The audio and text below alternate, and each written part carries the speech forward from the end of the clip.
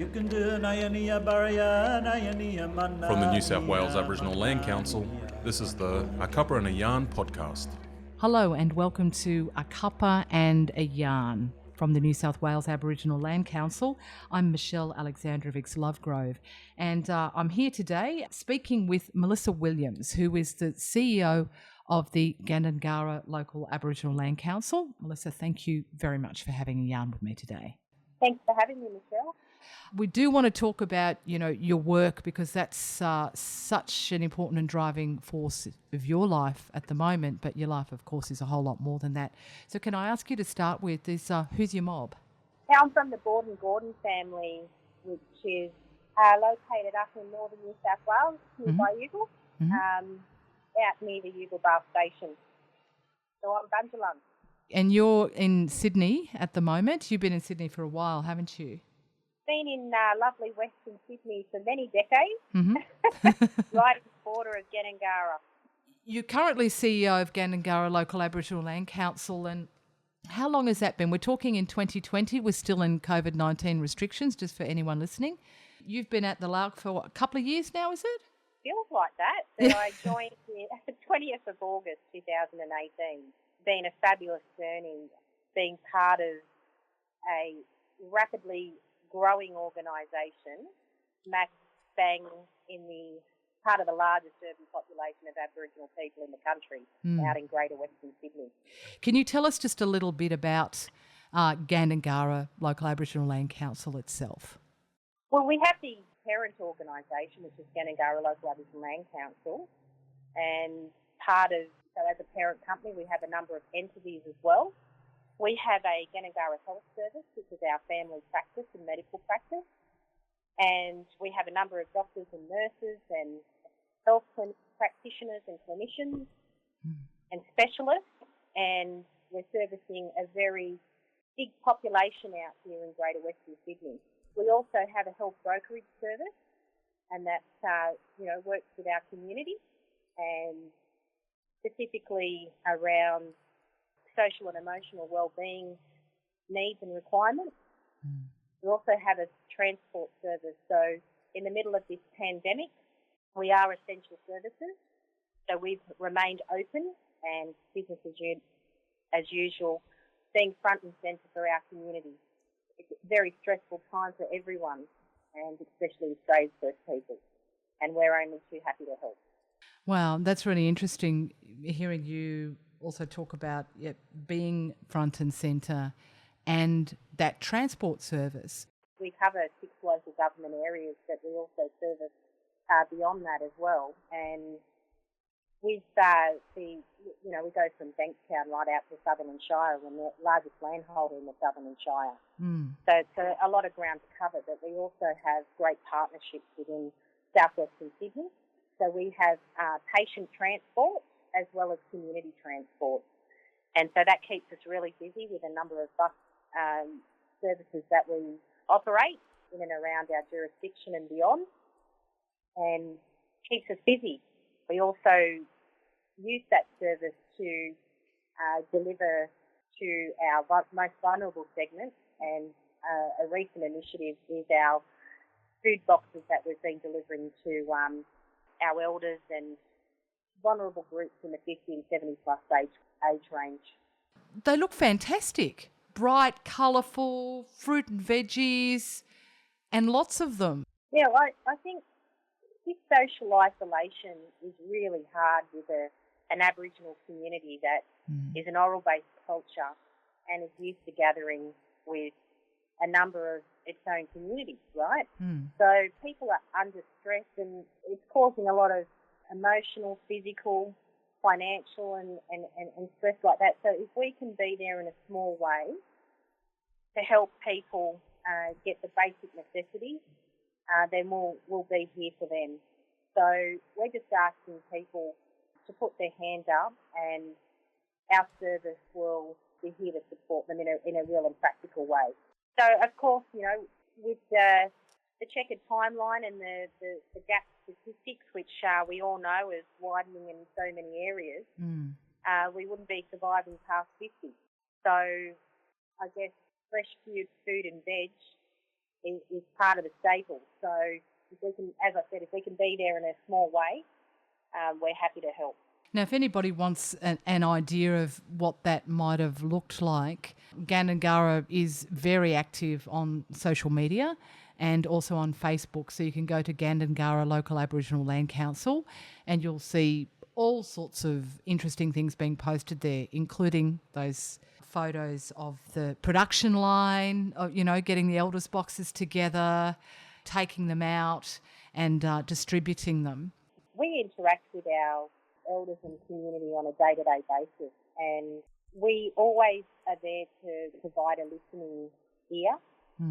And I love the yarns. We were just having a bit of a yarn with some of our elders, and they said, look, we think this would be something that the community would really need at this time. So through that process, we started to put together food boxes, and it's been a hit ever since. It's about Gandangara Local Aboriginal Land Council being able to help in a real practical way and support our community in the way that they need it. If you need some decent food, put your hand up and we'll bring it to you. But if you're young still and that's 50 plus, to the 70 age range, well, you can come and collect it from our transport depot. So you just have to ring us 9602 5280. Wow. And there'll be something on the other end. Wow, so you're still doing those care boxes? Absolutely. And we actually send a form out and, put a small price around if they wanted regular delivery. So we're just getting feedback from the community as we speak. I think for us it was really not just about delivering the care boxes, but checking in. We could only do that if we sent out our own people. And I think that was really important so we could see for ourselves if they need anything and just say hello, and obviously practicing all the social distancing and the infection control procedures. So we've got that down to a fact, being an essential health service and transport service. So we just needed to check in and to see if they were okay. And we also encourage people if they, need someone to talk to, or they're feeling lonely, scared or confused, just put your hand up and we'll be a listening ear and we'll be here. So that's what we're sort of saying is, you need some help, we're open for business. Now, I know you've got quite a large team working across a variety of areas, including the whole health services area as well. But with what you were mentioning before about fruit and vegetable and care boxes being more than a care box, being much more than a care box, it's about social connection. It's about sussing out our very, very treasured elders to make That's sure right. that they're okay, and not asking for any details with it. Through that process, though, are you actually aware of then identifying some elders who actually weren't really tracking so well? Absolutely. I mean, to be in scenarios where you can't visit the grandkids or, the extended family, your friends, that's really, really hard. And they're feeling quite upset and a sense of loneliness because they just can't get out or they can't take any visitors. So just in a small way for us to be there and provide that social and emotional support, they've been very appreciative of that. And how does it work for the person providing the support? Oh, the amount of energy that they're coming back with, it's a real feel-good scenario. It's helped them appreciate their own role and their purpose, and it's really helped keep their spirits strong. So that's what it's all about. It's, we're an organisation where we open the doors to the community. We're here for the members in the broader community, and we're a family. We're here to help create a sense of belonging, connection, to facilitate journeys, to enable people to have the energy to be strong spiritually, to find their way back, to celebrate where they're from, to help them reclaim who they already are and know they are. That's what we're here for as a land council. We're a strong member organisation. We were established in 1983. So we have a strong cultural base. We've got a strong moral compass, we're financially independent, and we're sitting in wonderful southwestern Sydney. You're listening to A Cuppa and a Yarn from the New South Wales Aboriginal Land Council. I'm Michelle Aleksandrovics-Lovegrove, and I'm speaking with Melissa Williams, who's the CEO of the Gandangara Local Aboriginal Land Council in Western Sydney. It's a pretty big footprint we're covering, and it's got some wonderful iconic sites in it, including the new airport. We have an opportunity to link all our tracks and create a wonderful cultural tourism story and a different narrative to share with the world. The ancient culture and the oldest surviving culture in the world, which I keep mentioning quite a lot. That sounds like a pretty major project. You know, we're headquartered in Liverpool, and State Land Council were there many years ago. Yes. And it's not too far from the Badgerys Creek, as you know, and that's where we have an urban hub, because it's shaping to be an innovation precinct. We've had a lot of investment into the hospital and the redevelopment of Westfield, and the university's moved in there, Western Sydney University. So it's shaping up as a real innovation hub, and we're playing a role in that as well.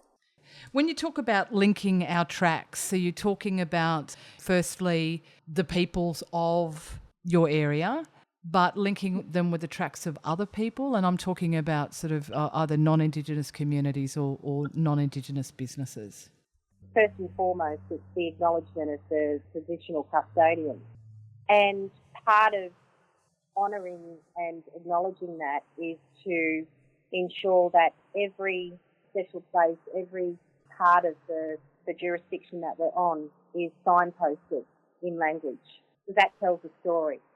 Now, part of the beauty of the footprint we're in is we're encouraging many different diverse nations from across Aboriginal society to come and visit, and for those who reside to be part of the ambassadorship of and being able to be an ambassador of those stories when they translate to the broader population. So we're here for all communities, whether it be Aboriginal or non-Aboriginal. It's about sharing country. Aboriginal society is multicultural. There are so many diverse families, clans and countries all over Australia. Every family in every country has a story to tell. There's so many beautiful parts and special places within our footprint.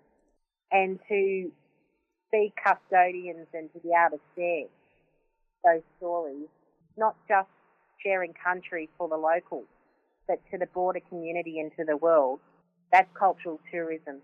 And that's leadership, and that's being able to start having a new conversation, changing the narrative, because that's Australia's unique identity just there. Even though this pandemic is something we haven't really seen in years, this has actually forced us to really look at, well, what is leadership?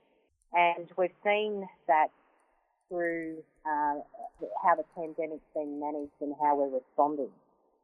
And First Peoples are resilient people anyway in terms of responding. That's why business as usual. I really think when you talk about meaningful relations, it's about accountability. It's about accountability to the people of this country to express all of our history and to recognise our whole history. Because once we acknowledge that, then we can move forward together. Because that's having accountability. It's also talking about, well, how do we feel in the partnership?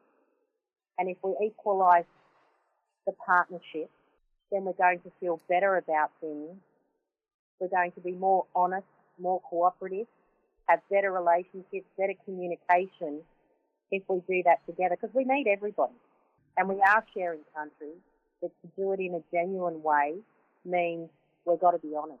So with that being leadership, how does that leadership then, if we bring it back to a LALC and LALC membership level, a leader says these things? It's about leading by example. Yeah.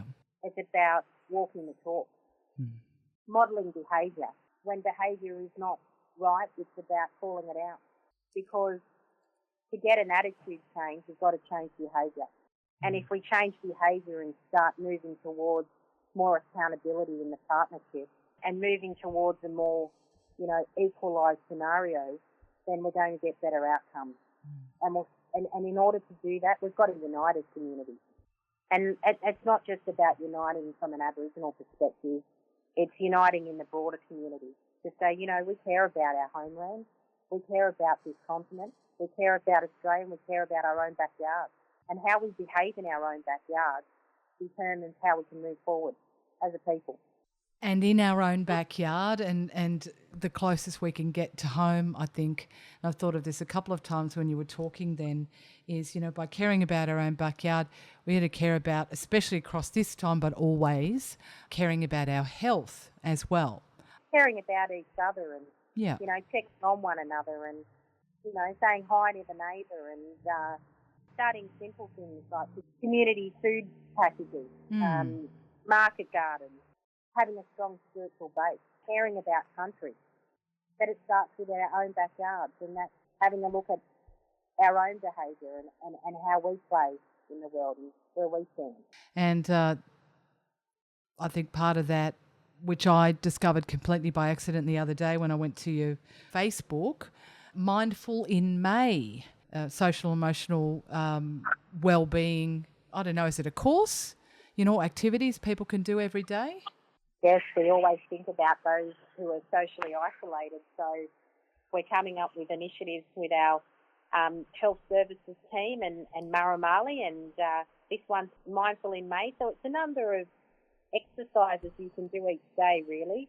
Get yourself through the pandemic and have a support emotionally and, for your own well-being and being mindful of, the different things you can do to keep in touch and not feel so isolated. Melissa, as far as the LALC is concerned, the LALCs continue to stay in business. You've kept your doors open. You're delivering food packages. You're doing great stuff online, and your health services is open and giving flu shots too. Is that right? We're going to be doing a TikTok soon on. Are you? Hit you with your flu shot. Oh, serious? We'll have to check that one out. Now, have you had your flu shot? Yes, I have. Good. And because, again, it's about leading by example. So we know it's coming up to the flu season, particularly around May, June and July. Yeah. So we think it's important for our community to make sure that they get their shot. But what we're also doing is making sure, from a restriction point of view, that we continue to follow the strict infection control procedures. We have implemented split teams, so we always have a backup. So if anyone was to contract COVID-19, then we would have a backup team so that, we'd have business continuity to make sure that happens. And, we continue with the sanitisers, the gloves, the masks as well, and obviously the cleaning becomes, something that we do regularly throughout the day. A lot going on, hey, isn't there? It is a lot going on, but it sort of seems natural for us because we would do that anyway, like family. Melissa, thank you so much for sparing this time. I know you're a very, very busy person. I really appreciate it.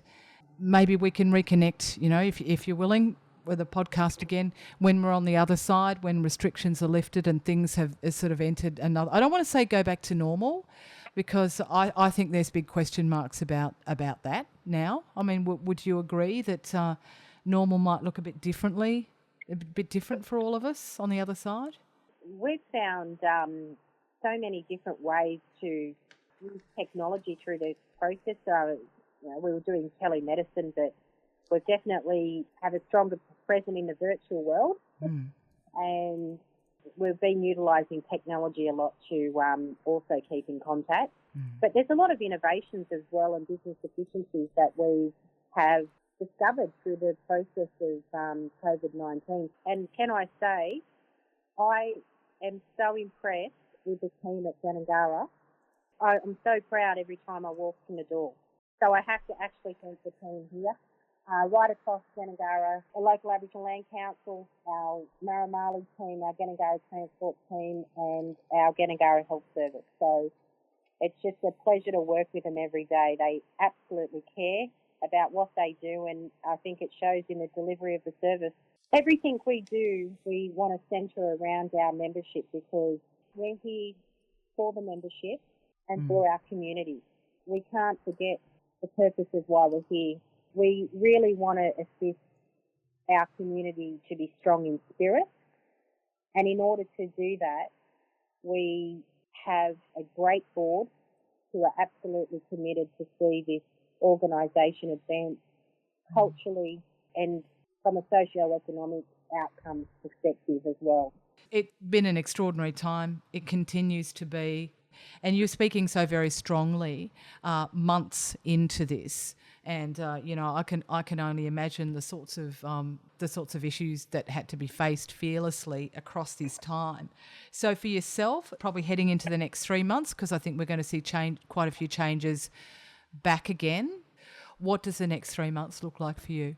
The next 3 months will be the same as what we've got now, because the recovery on this is about 5 years from an economy perspective. So people need to be thinking about, 5 years down the track. Yes, exactly. So what we will be doing in the next 3 months is the same things we're doing now, because we don't want to see spikes in cases to an already vulnerable community that we have out here. But because we're practicing strong infection control procedures, just like our partners, the cases are minimised. So our 3 months will be more of the same. Again, business as usual. Looking at innovations for the things that we're doing. We're getting excited about launching our website in NAIDOC. Oh, good. Which, will provide a story about all the things that we're doing. And we're looking forward to just rolling out some of our big projects. We're doing a refresh of our 103 Moore Street headquarters in Liverpool. So that's a big project to do the refurb over there, because at 64 Macquarie Street, we've expanded so much in health that it's a health precinct. So we'll be making sure we're also expanding our culture and heritage and land management section. We'll have research hub and a library over there, where we call it our knowledge bank, and creating a more of a community hub over at 103 Moore Street. All right. Well, I'm definitely going to come down and say g'day. Excellent. Thank you very much, Melissa. Thank you. You can do Nayania Baraya, Nayania Manania, Manania, Manania.